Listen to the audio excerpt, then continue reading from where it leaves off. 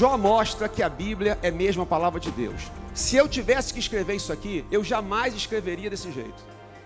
Ninguém escreveria. Um homem íntegro, reto, tem interesse diante do mal, e tome couro, e tome couro, e tome couro. A Bíblia ela é claríssima em mostrar a soberania do Deus que está acima de tudo e de todos. Ele é Deus, ponto. Jó mostra que por causa do pecado, o sofrimento sem causa é algo inerente à humanidade. Jó muito provavelmente nunca entendeu nada do que aconteceu com ele. Jó muito provavelmente morreu sem nunca ter tido resposta para nenhum dos seus porquês. Jó mostra que o sofrimento serve para darmos valor ao que realmente importa. Cuidado, irmão, para você não ter que dar valor quando você perde, né? Queridos, hoje nós vamos conversar sobre o livro de Jó, entender um pouquinho mais sobre os muitos porquês da vida. Tenho certeza que você vai ser muito abençoado.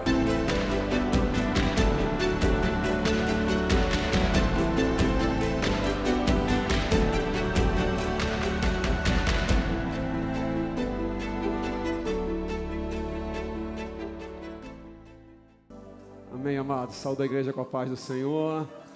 Eu queria começar dando um abraço em nome da igreja a qual eu pertenço, a Nova Vida, mas queria dizer também que eu estou impactado desde que cheguei aqui. O pastor Anderson me levou para olhar o projeto de vocês. Eu só estou com um problema, irmãos. Inveja é pecado? Eu vou ter que sair pedindo perdão a Deus aqui um montão, porque eu estou com uma inveja de vocês, do projeto. Senhor, tem misericórdia da minha vida, né? Amados, eu queria agradecer mais uma vez também a honra de estar com vocês de novo, todo o carinho do pastor Anderson, da Márcia, mas de todos vocês, por me receberem. Papai do céu, faça desse momento um momento da sua palavra, e que a palavra dele encontre em nossos corações um solo fértil. Queridos, eu queria conversar com vocês um pouquinho sobre a vida de Jó. Quando falava com o pastor Anderson, ele pediu para mim falar um pouquinho sobre legado, e eu fiquei pensando sobre essa questão de legado. E que legado eu poderia também deixar para vocês nessa noite, e me veio ao coração essa questão de Jó.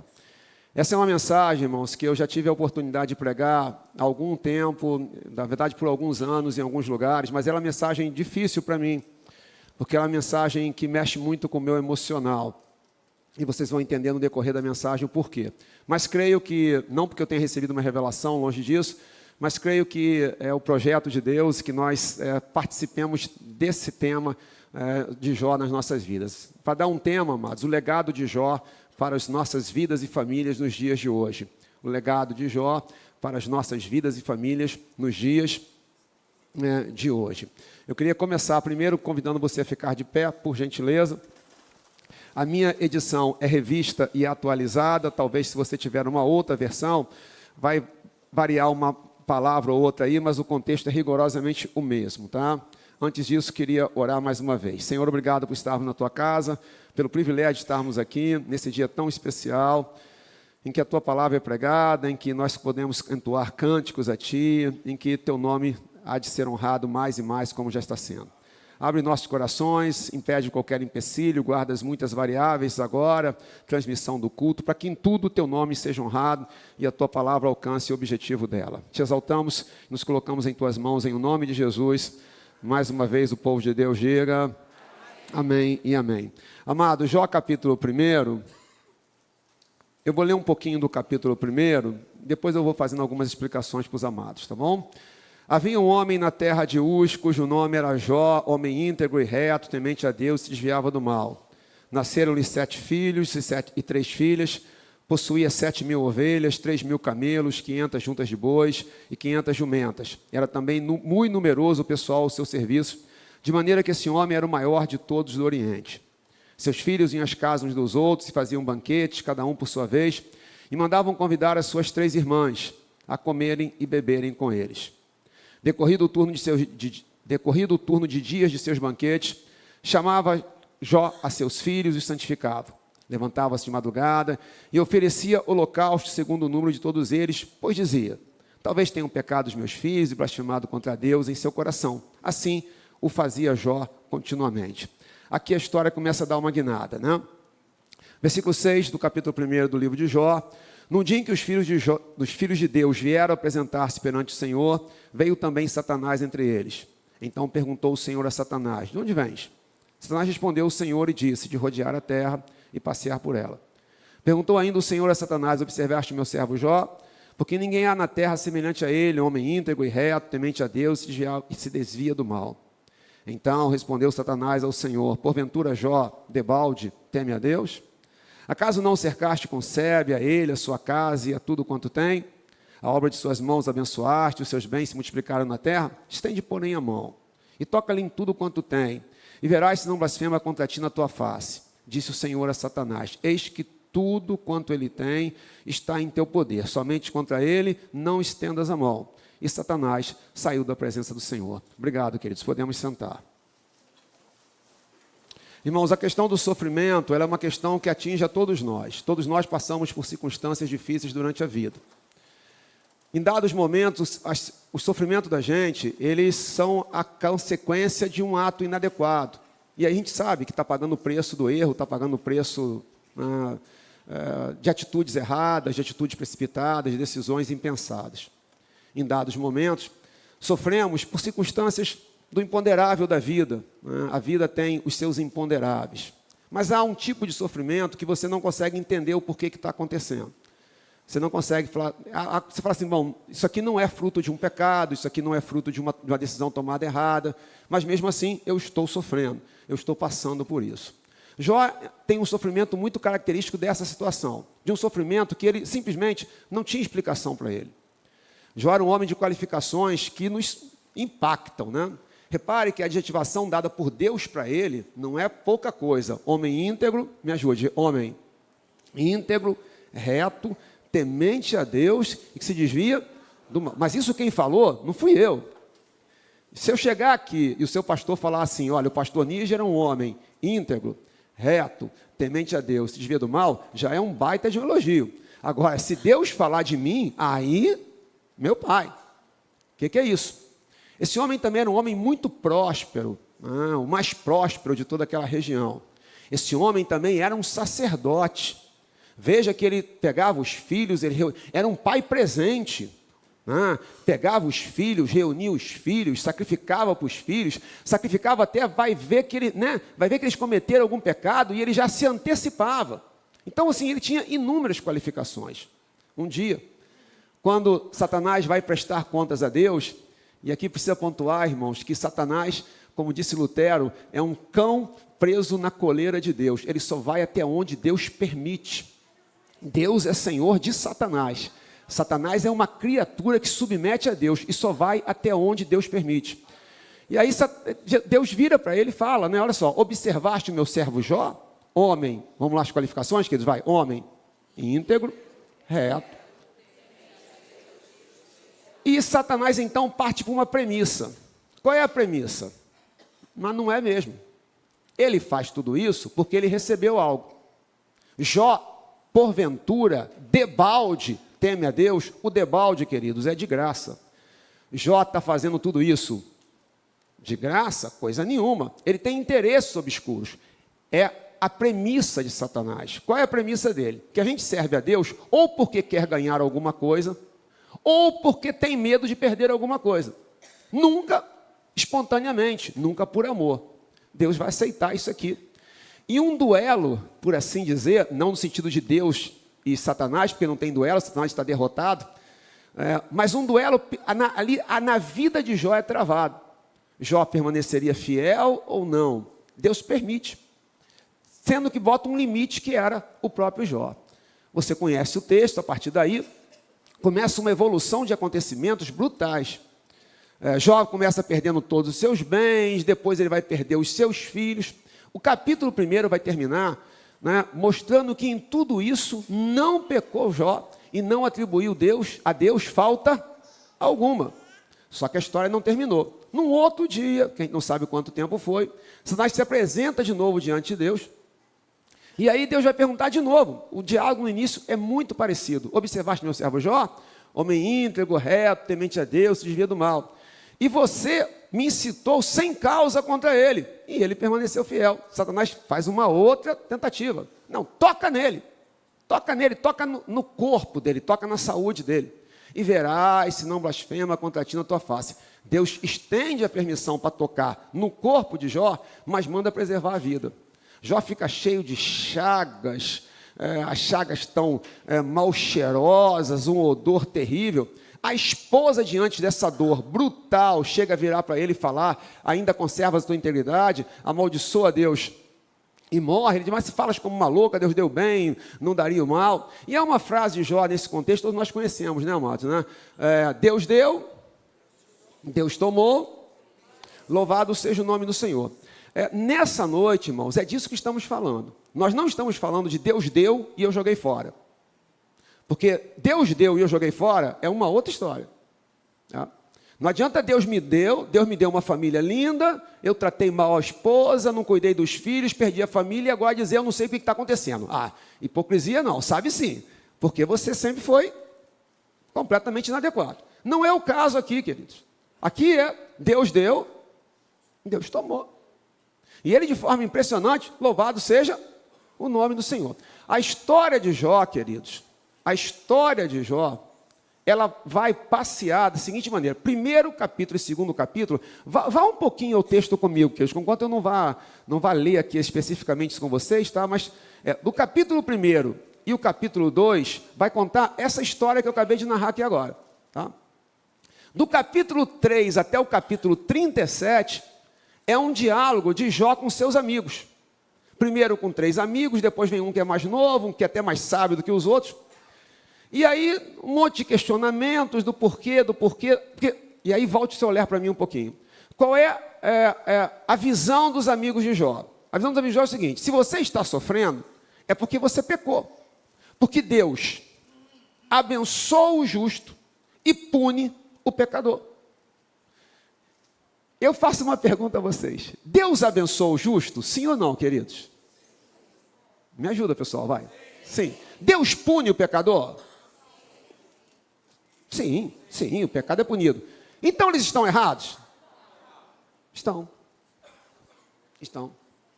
Porque Deus abençoa o justo, Deus pune o pecador, mas às vezes o justo paga um preço de algo que ele não sabe o que é. Jó derruba, queridos, e aqui começam vários legados para a gente, uma série de teologias mentirosas. Mas uma série. Por exemplo, que você pode medir espiritualidade pela ausência de problemas. Se nada está te acontecendo, é porque você está bem com Deus. Se você está com problemas, é porque você está mal. Isso não é verdade. Cuidado, queridos, que há em teologia uma expressão que é chamada inversão de relevância. Deixa eu fazer um parênteses aqui agora. Inversão de relevância. Você pode falar, se me ajudar? Vai. O que é inversão de relevância? Você pega o que é principal e coloca como secundário. E você pega o que é secundário e coloca como principal. Isso gera um monte de heresia. Mas um monte de heresia. Porque C.S. Lewis dizia que a pior mentira, ela não é mentira desde o início, ela vem em cima de uma verdade. Então, quanto maior for o percentual de verdade, mais as pessoas vão acreditar quando você colocar uma mentira ali. Eu não sei se eu consegui ser claro. Você pega uma mentira, uma verdade, constrói uma mentira em cima dela e fica parecendo que tudo é verdade. Por exemplo, o que eu acabei de falar aqui agora. Se você está sofrendo, é porque você está em pecado. O pecado gera sofrimento? Sim ou não, amados? Claro que sim. Mas se você está sofrendo porque está em pecado? Não. Aqui está o problema.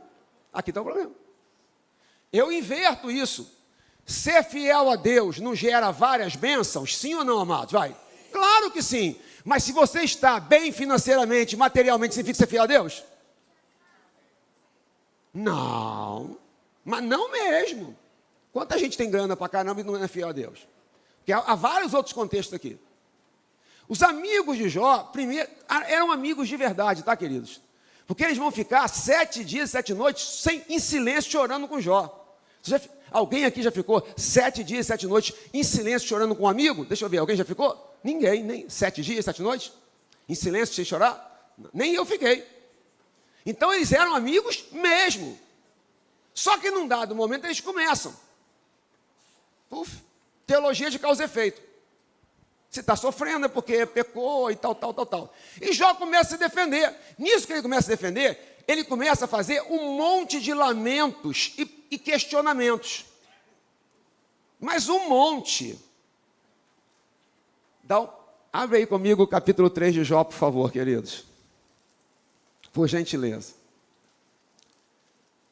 Querido, Jó vai fazer, Jó vai 16, ele vai apresentar 16 porquês a Deus. Repita comigo, vai, isso é um número conhecido. Jó vai apresentar quantos porquês a Deus, amados? 16. Vamos ver alguns? Alguns, tá? Capítulo 3 de Jó. Por exemplo, versículo 11. Por que não morri eu na madre? Porque não expirei ao sair dela. Veja versículo 12. Porque houve regaço que me acolhesse, e porque peitos para que eu mamasse. E ele continua. Vá ao versículo 20. Porque se concede luz ao miserável, e vida aos amargurados de ânimo, que esperam a morte e ela não vem. Meu pai. Versículo 23, amados. Porque se concede luz ao homem cujo caminho é oculto, e a quem Deus cercou de todos os lados. Versículo 24. Porque em vez do meu pão me vêm gemidos, e os meus lamentos se derramam como água. Quem tiver com a edição revista atualizada, você pode ler comigo para me ajudar? Vamos lá, versículo 24, vai. Porque em vez do meu pão me vêm gemidos, e os meus lamentos se derramam como... Ele vai fazer 16 questionamentos a Deus. 16 porquês. Sabe quantos porquês Deus respondeu? Nenhum. Zero. Resposta? Nenhuma. O camarada está sofrendo, fazendo um monte de porquês, e sabe qual é a resposta divina? Nada. Amados, nada. Nada. Então ele vai para queixas. E eu anotei aqui também. Esses números são conhecidos, tá, amados? Eu não contei não, tá? Jó se queixou 34 vezes. Vamos ver algumas das queixas? Versículo 3. Pereço o dia em que nasci, e a noite que se disse foi concebido um homem. Versículo 4. Converta-se aquele dia em trevas, e Deus lá de cima não tenha cuidado dele, nem resplandeça sobre ele a luz. E lá vai. Versículo 9. Escureçam as estrelas do crepúsculo matutino dessa noite, que ela espere a luz e a luz não venha, que não veja as pálpebras dos olhos da alva. E lá vai, e tome queixa. Versículo 25. Aquilo que temo me sobrevém, e o que receio me acontece. Não tenho descanso, versículo 26, nem sossego, nem repouso, e já me vem grande perturbação. Ele faz, deixa eu contar aqui, 34 queixas, 16 perguntas. Você sabe o que Deus respondeu? Vai do capítulo 3 ao 37, assim. Se queixa, os amigos falam, e Deus... Finalmente, no capítulo 38, Deus vai se manifestar. E vai conversar com Jó. Mas sabe o que Deus vai fazer? Não responde. Me ajude, amados. Não responde. Do que ele perguntou, não responde nada. Deus começa a revelar a sua grandeza. Onde é que você estava quando eu criei o mar, o universo, os textos, quando eu coloquei limite para a água não invadir a terra? E vai. Onde é que você estava? E na medida em que Deus vai se revelando e revelando a sua grandeza, Jó vai.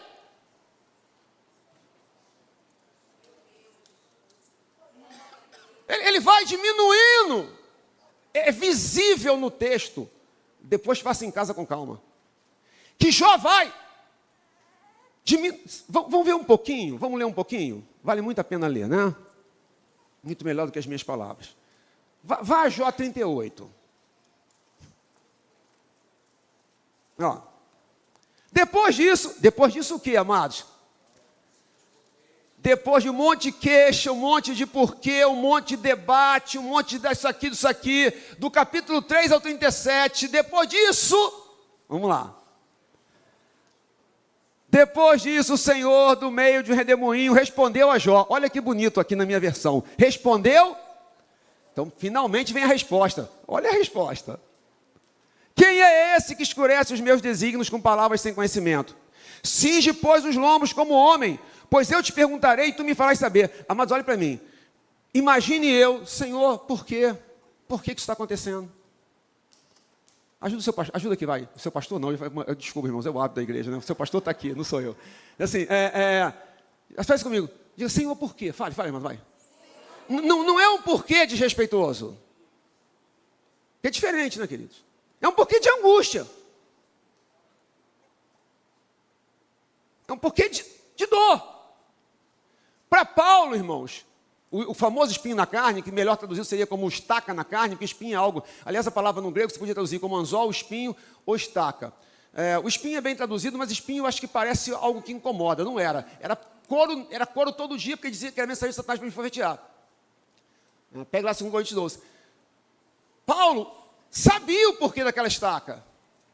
Ele deixa claro. E para que não me ensoberbecesse com a grandeza das revelações, foi-me posto um espinho na carne, mensageiro de Satanás, para me alfabetizar e tal. Lá Deus, ele sabia. Aqui Jó simplesmente, amados, Jó não tem a menor ideia do porquê que ele está passando por aquilo. Não tem, ele não tem. Ele não sabe. E aí quando Deus vai responder, vira assim para ele, Jó, é o seguinte, quem é que escurece os meus desígnios com palavras sem conhecimento? Está falando para Jó, e para eles, e para os amigos, né? Cinge, pois, os lombos como homem, essa é uma expressão assim, se prepara para um debate. Se Deus fala assim para mim, se prepara para um debate, eu morro. Eu falei, com Deus? Já participei de alguns debates com a Márcia, com o pastor Anderson, e com outras pessoas de altíssima qualidade. A gente já treme. Mas com Deus, eu morro. Vai mais. Olha só. Versículo 4. Onde estava tu quando eu lançava os fundamentos da terra? Dize-me se tens entendimento. Você está conseguindo entender? Balança a mão se você está entendendo. Deus está fazendo o quê? Deus está revelando a sua. E Jó... Não, ele está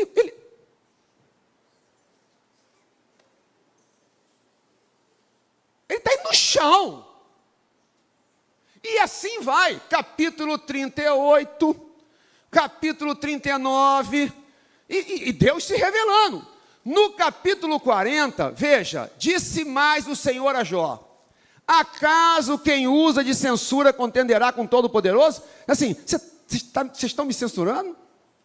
Está entrando em contenda comigo? Quem assim arguia a Deus que responda? Versículo 3, 4 e 5. Então, Jó respondeu ao Senhor e disse, olha a resposta, amados, sou indigno, que te responderia eu? Ponho a mão na minha boca, uma vez falei, não replicarei, aliás 2, porém não prosseguirei. Agora já totalmente tomado pela grandeza de Deus, ele fala assim, o que eu vou te responder? Ponho a mão. Me ajuda, pega a sua mão assim. Diz assim, ponho.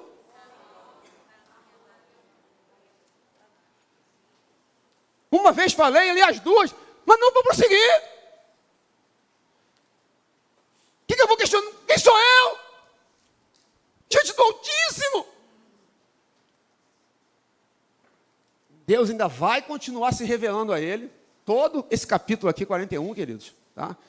E leia depois, que vale muito a pena, até que no capítulo 42, aí a gente entende, quando Jó vai dar uma declaração ímpar, que é surpreendente. Bem sei que tudo pode, você vai entender porque é surpreendente, bem sei que tudo pode, e nenhum dos teus planos pode ser frustrado. Repete comigo, vai, bem sei, vai aqui comigo para a gente poder falar junto, vai, bem sei. Aí ele vai repetir, quem é aquele que sem conhecimento encobre o conselho? Na verdade, falei que não conhecia, coisas maravilhosas demais para mim, coisas que eu não conhecia. Eu te conhecia. Isso aqui é dizer um nó teológico. Homem íntegro, ajuda pessoal, vai. Reto, E agora, diante da grandeza de Deus, ele fala assim: eu te conhecia, mas agora... Mas não é de dar um nó teológico? O cara, não estou falando de um safado. Estou falando de quem? De um camarada. Mas quando ele vê a grandeza de Deus, por isso me abomino. Eu entendo. Literalmente, se você pegar o versículo 6, por isso me abomino e me arrependo no pó e na cinza. Eu entendo. Por que ele está assim? Porque ele olha para a grandeza de Deus e fala: meu Deus, Deus, o que eu sou? Irmãos, ele vai orar pelos amigos. Deus vai dizer que não vai aceitar a oração dos amigos, que ele tem que orar pelos amigos. Enfim, não vou explicar isso aqui, não é o nosso contexto. Até que finalmente, capítulo 42, versículo 10, Deus muda a sorte de Jó e restitui tudo para ele. E a vida toda é restituída, toda é restaurada. Até novos filhos Deus dá, conquanto seja verdade que, né, aquele filho não tem como ser substituído, mas Deus restaura a vida de Jó como um todo. Tendo contado isso, queridos, eu queria fazer algumas aplicações muito rápidas e objetivas com vocês. Algumas, queridos. Jó mostra que a Bíblia é mesmo a palavra de Deus. Por quê? Se eu tivesse que escrever isso aqui, eu jamais escreveria desse jeito. Ninguém escreveria. Um homem íntegro, reto, tem interesse de do mal, e tome couro, e tome couro, e tome couro. A Bíblia ela é claríssima em mostrar a soberania do Deus que está acima de tudo e de todos. Ele é Deus, ponto. Vou mais, queridos. Jó mostra que por causa do pecado, o sofrimento sem causa é algo inerente à humanidade. Mesmo o crente mais fiel passa por situações que ele não consegue entender o que está acontecendo. 3, queridos. Jó mostra que mesmo o crente mais fiel passa por momentos de grande crise e até espiritual. Jó fica abalado, desejando a morte, desejando não ter nascido. Ele vai além, amados, porque olha só. O crente não intenta contra a vida dele. Dê um amém bem alto aí, vai. Mas crente chega a desejar a morte. E tem crente aqui que já desejou a morte. Só que Jó foi além. Jó não só desejou a morte, Jó desejou não ter nascido. Ele queria pagar. Não sei se você consegue entender a dimensão disso aqui. Se eu desejo morrer, irmãos, eu quero acabar com essa dor aqui agora. Se eu quero não ter nascido, eu quero apagar toda a minha existência. Mas, queridos, Jó muito provavelmente nunca entendeu nada do que aconteceu com ele. Jó muito provavelmente morreu sem nunca ter tido resposta para nenhum dos seus porquês. Morreu sem saber nunca o que aconteceu. Nós sabemos. Ele provavelmente nunca soube. A não ser que Deus tenha revelado, mas a Bíblia não dá esse indício. Jó mostra que o sofrimento 5 serve para darmos valor ao que realmente importa. Cuidado, amados. Para você não ter que dar valor quando você perde, né? Que não seja assim conosco. Dê um amém aí, queridos. Jó mostra que diante do eterno, eu tenho 2 movimentos. Pôr a mão na boca e abrir a boca. Eu abro a boca para adorá-la. E muitas vezes na vida eu vou te falar como pastor. Sabe a única coisa que você pode fazer?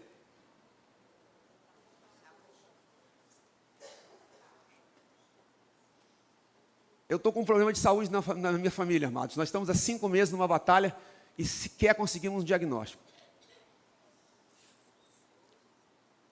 Você não tem noção do que já rodamos, de daqui para aqui, dali para lá, daqui para cá, daqui para lá. Você não está, pastor, por quê? Eu não tenho, até agora eu não tenho a menor ideia. Só sei de uma coisa. Deus é digno de ser adorado. E o resto, sabe o que eu faço?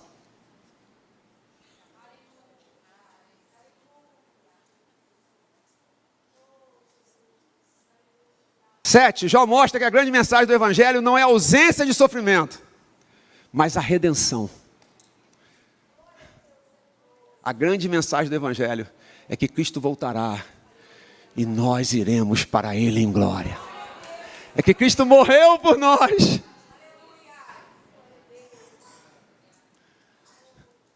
Uma teologia, amados, que tire o sofrimento da vida humana, não é bíblica e nunca será. O crente sofre, mas o Senhor está conosco.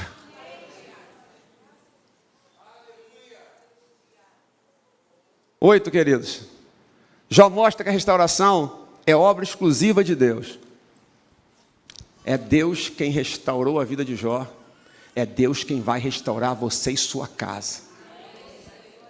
Isso é obra exclusiva de Deus. Naquele dia Deus falou, queridos, é exatamente assim. Naquele dia Deus falou assim, vou restaurar a tua vida toda, Jó. E restaurou.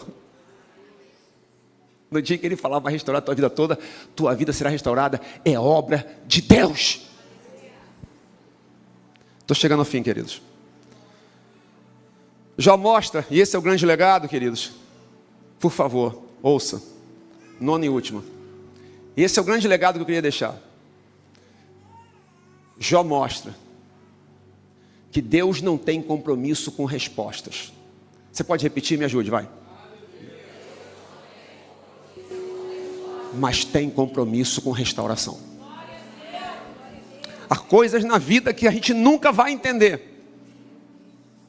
Mas aquieta o teu coração. Ainda que eu ande pelo vale da sombra da morte, tu estarás comigo. Irmãos, o profeta, me veio aqui à mente o profeta Ezequiel. Como muitos profetas, como Oséias, por exemplo, ele tinha que viver a profecia. Não sei se você consegue entender isso. E aí teve um momento, capítulo 24, aquilo corta a minha alma. Deus chama Ezequiel e fala assim, olha só, vou tirar a delícia dos teus olhos. Repita, irmãos, vou tirar. Se você não sabe o que é, naquele mesmo dia, a esposa dele morreu. E falou assim, não chora. Não mostra abatimento. Pois é, né? Mas se você continuar o capítulo 37, você sabe, fala do vale de ossos secos. Que o Espírito de Deus vem. E aquilo que está, ossos sequíssimos. Se está sequíssimo é que estava morto há muito tempo, não é isso? E Deus ressuscita. Você caminhar um pouquinho no capítulo 47, as águas purificadoras. Por onde essas águas passar, tudo irá transformar. Deus não tem compromisso em me responder nada. Ele responde se Ele quiser. Não estou dizendo que Ele não responda. Deu para entender que eu não estou dizendo que Ele não responde? Se Ele quiser, Ele responde. Ele não tem o quê?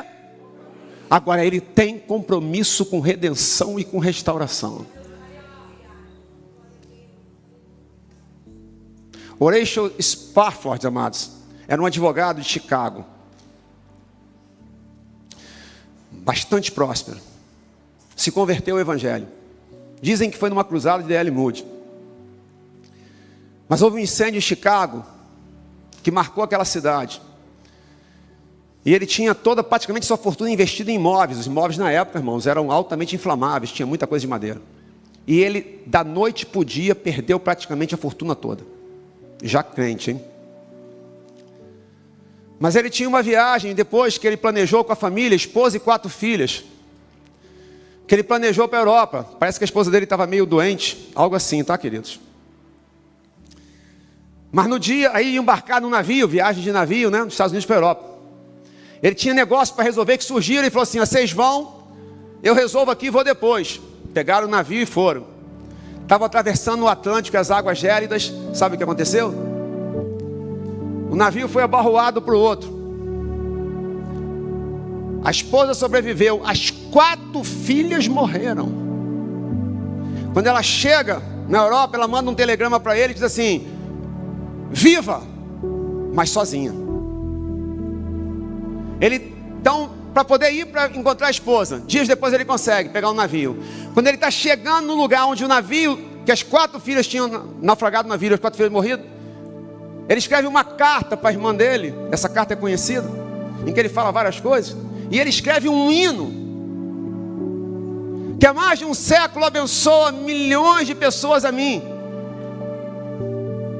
Como alguém que acabou de perder 4 filhas. que não tem a menor ideia do porquê aquilo aconteceu. E o hino, sou feliz. Vocês lembram, né? Tira o tom, só para tentar aqui. Se paz a mais doce me deres gozar, se dor a mais forte sofrer, ó, seja o que for, tu me fazes saber.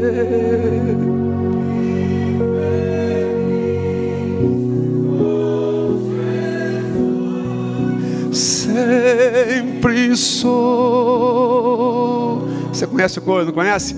Sou feliz com Jesus. Sou feliz com Jesus.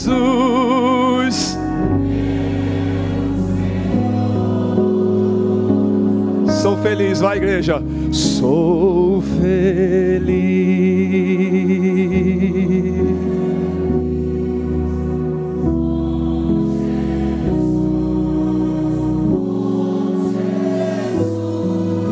Sou feliz,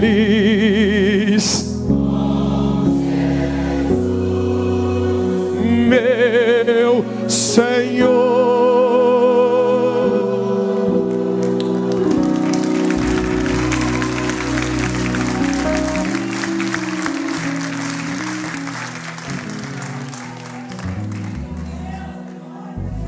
O legado dessa noite, você veio aqui cheio de perguntas, é sair daqui sem nenhuma resposta,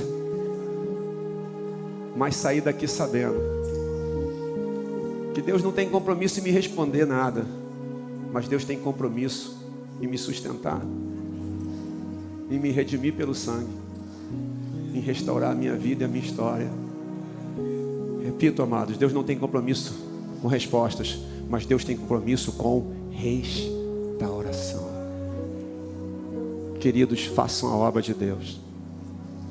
Invistam vida, tempo, dinheiro. Comprem a visão do seu pastor.